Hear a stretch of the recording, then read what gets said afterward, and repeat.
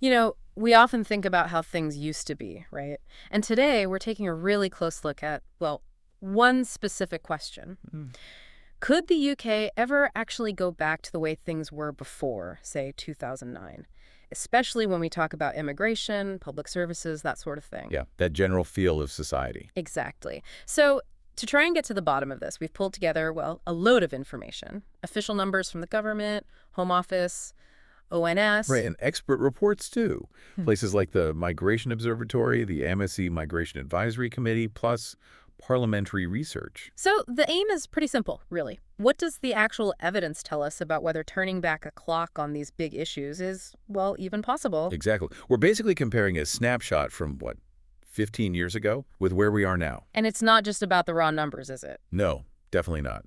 Our sources also, shed light on how government policies have shifted, the bigger picture, the context that shapes these trends. Right. The big question hanging over it all is, could the path we're currently on ever actually lead us back to those earlier conditions? Okay, let's dive right in then. Immigration itself. If we look at the numbers, people coming in before 2009 versus now, what really jumps out? Well, the first thing is just the sheer scale of the difference. It's huge. Okay.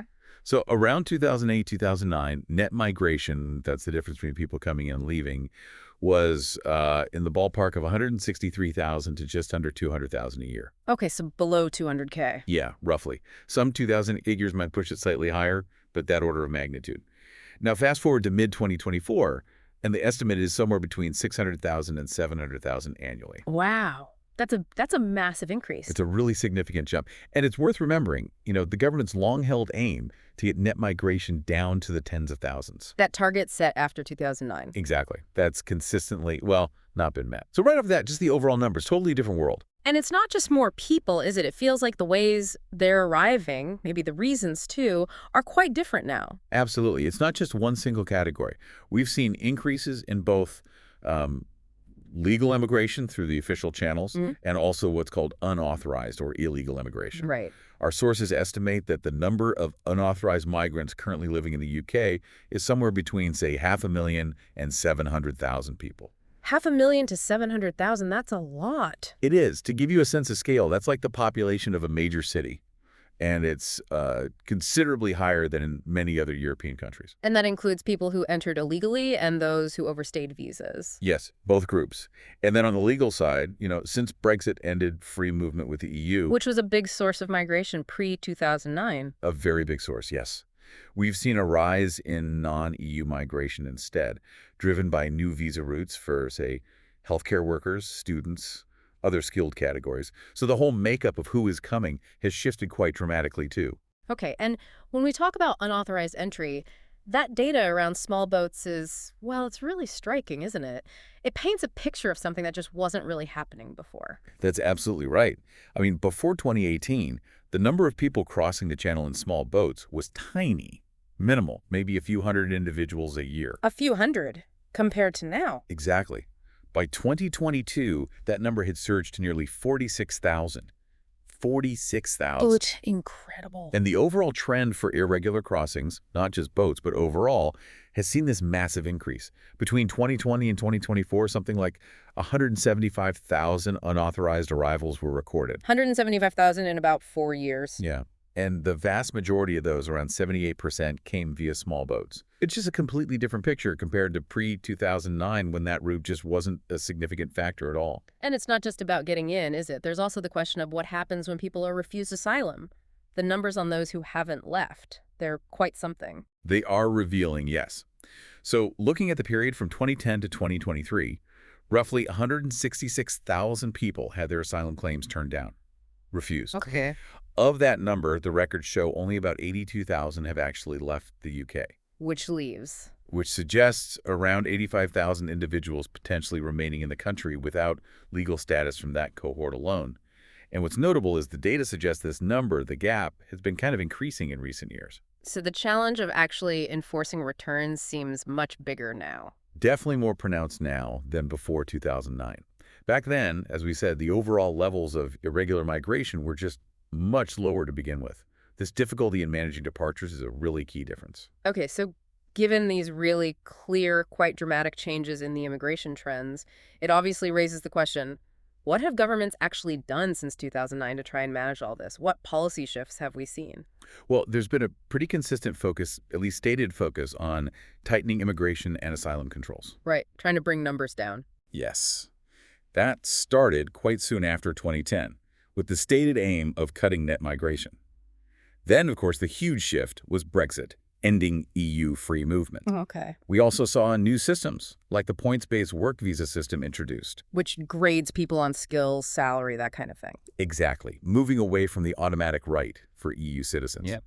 There have also been things like hikes in international student fees, stricter rules on staying after studying. And more recently, specific laws aimed at illegal entry. Yes, like the Illegal Migration Act of 2023. That specifically aims to deter illegal entry and make removal easier. And the official impact assessment for that very act, it highlights the scale of the small boat arrivals we were just talking about, doesn't it? It uses those numbers to justify the law. Precisely. The act directly points to that massive rise in small boat crossings as a primary reason for needing it.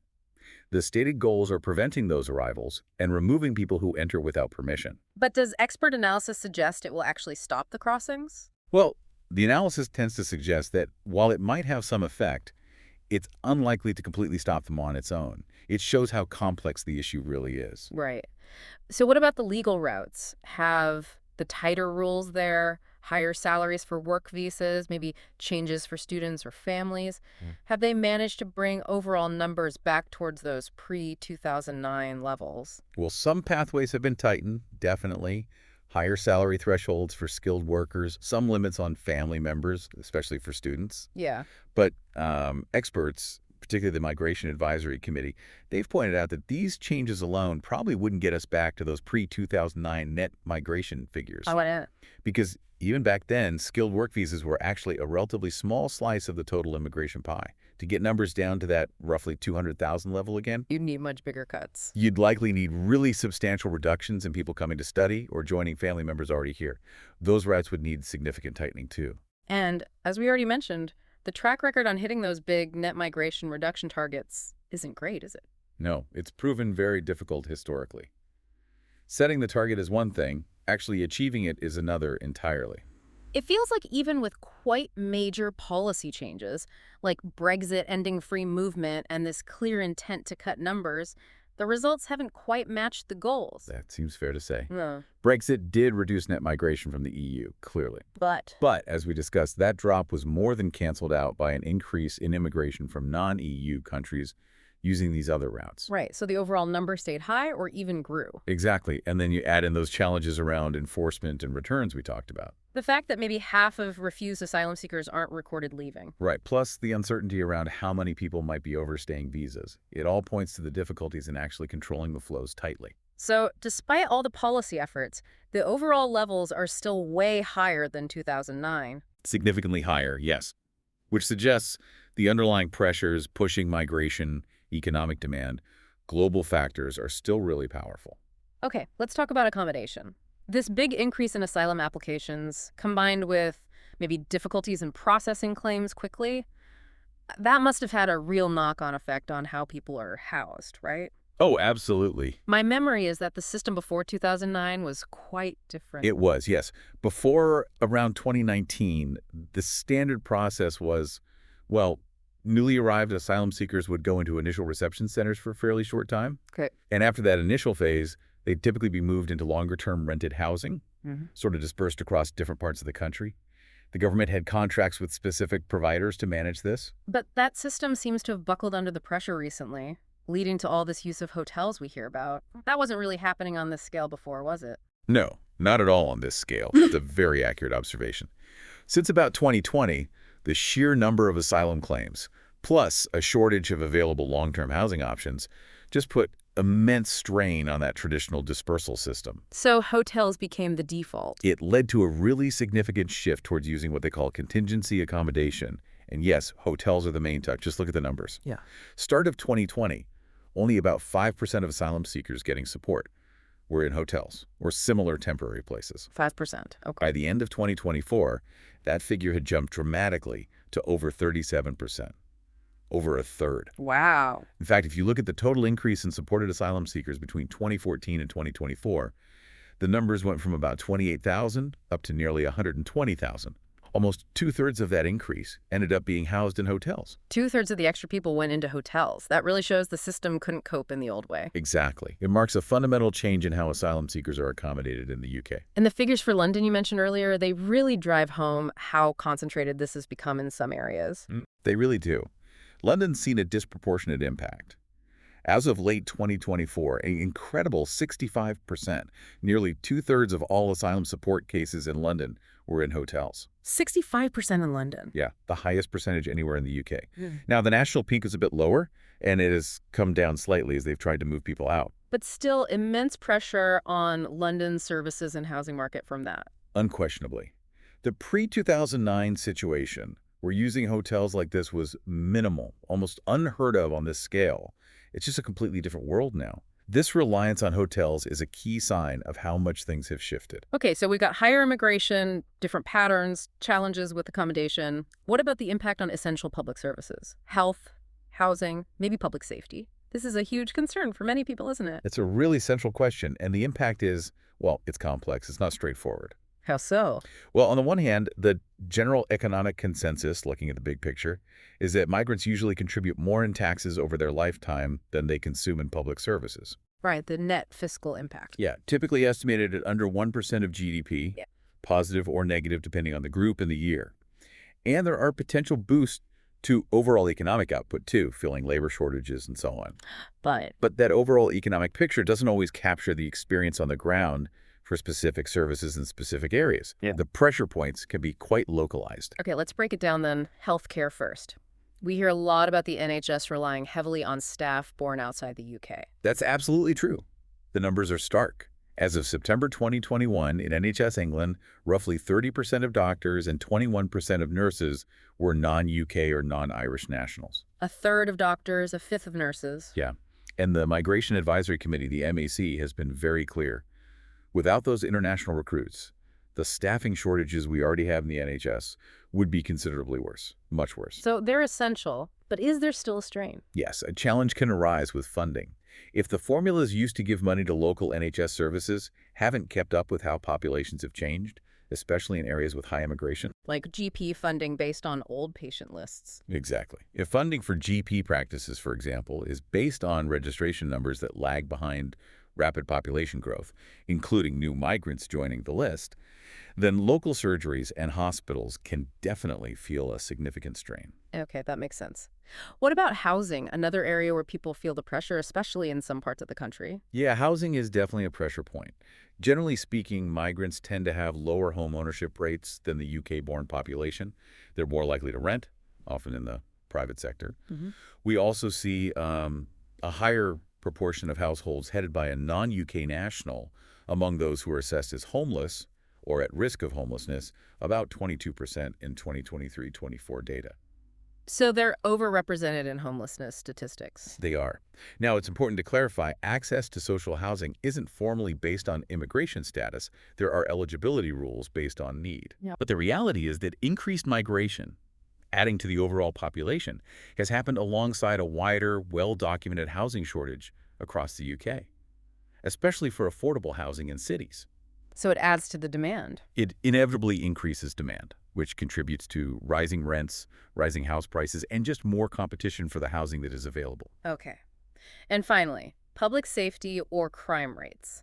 This comes up a lot in debates about immigration. What does the actual data show? Yeah, it's really crucial to stick to the evidence here. The big picture is that national crime rates overall have actually been falling since the 1990s. Falling, even with rising immigration over much of that period. Yes, that long-term downward trend in crime has happened alongside increasing immigration levels. Mhm. And current research, looking specifically for a link, Does it find one? it really doesn't provide clear evidence that migrants as a group are more likely to commit crimes or that higher immigration causes crime rates to rise overall. In fact, some studies have even found correlations going the other way for certain groups, like higher shares of EU migrants from the A8 countries being linked with small reductions in property crime in some areas. Reduction. Small ones, yes. Now, there is some nuance. One study did find that areas with a higher share of asylum seekers, particularly in deprived areas, showed a slight uptick in property offenses, maybe about 1.1% rise per 1% increase in that specific population group. Okay, so some localized effects might occur in specific circumstances. Potentially, especially where rapid change meets deprivation. But overall, the idea of a large-scale crime wave driven by immigration isn't supported by the evidence. Uh-huh. Official conviction stats also tend to show non-UK nationals account for a share of convictions broadly similar to their share of the population. Right. So if we pull all these threads together, the much higher immigration levels now compared to pre-2009, the different ways people arrive, the pressures on accommodation, the mixed impacts on public services, how feasible is it really for the UK to get back to those pre-2009 conditions? Is it actually on the cards? Well, based on all the data we've dug into, a return to the kind of net migration levels and the associated, perhaps lower, pressures on services that we saw back in the 2000s, Mm. it looks extremely unlikely, bordering on impossible under current circumstances. Why so definitive? Because the basic forces driving migration today are still very strong and likely to remain so. Things like economic demand for workers in the UK, Especially with an aging population. exactly, our own demographic trends, plus, global factors, conflicts, economic crises, climate change pushing people to move. These drivers haven't gone away. And population projections reflect that. They do. The ONS projections consistently show the UK population continuing to rise in the coming years, maybe hitting 72.5 million by 2032, up from 67.6 million in 2022. And they state that net migration is the main driver of that projected increase. So the official forecasts assume high migration continues. They do. And historically, these projections have often underestimated the actual increase. Plus, as we already discussed, government efforts over the last, 15 years to really slash net migration haven't succeeded. The targets weren't met. It sounds like even if the political will was incredibly strong, the practical barriers and these underlying forces are just immense. That's pretty much it. Yeah. Think about it. A large number of people who've come here in recent years have built lives here now. Families, jobs, communities. You can't just undo that. Exactly. Wow. And getting net migration back down to that 200,000-ish level of 2009 would mean really drastic cuts across multiple visa routes, work, study, family, cuts that economists warn could actually harm the UK economy significantly. Right. So even with much lower future immigration, which itself is hard to achieve, getting the overall population back to early 2000s levels just isn't realistic. Most current policies seem aimed more at moderating migration, maybe controlling it better, rather than genuinely reversing the trend back to pre-2009 levels. So the focus for public services perhaps needs to shift. It seems the core challenges for services like the NHS and housing might be more about tackling long-term underinvestment or updating those funding formulas we talked about to match the reality of today's larger, more diverse population, rather than thinking we can solve it just by cutting immigration back to historical lows. Okay. So wrapping this all up then. Based on this whole deep dive into the data, it seems pretty clear, doesn't it? A return to the specific conditions of pre-2009 UK, the immigration levels, the related pressures, it just looks highly improbable, given where we are now, globally and domestically. That really is the key takeaway. You've got this complex mix of economic needs here in the UK, demographic shifts like aging, plus all these unpredictable global events driving migration. They're powerful, persistent forces. Right. And because of that, we face these ongoing significant challenges in making sure our public services, our infrastructure can actually cope effectively with the needs of today's population, which is different from 15 or 20 years ago. So on that note, maybe here's a final thought for you, the listener, to chew on. Reflecting on everything we've talked about today, all this data, what do you think is the single biggest factor stopping the UK from going back to those pre-2009 conditions? And what might the long-term consequences be for the country stemming from this really fundamental shift we've seen?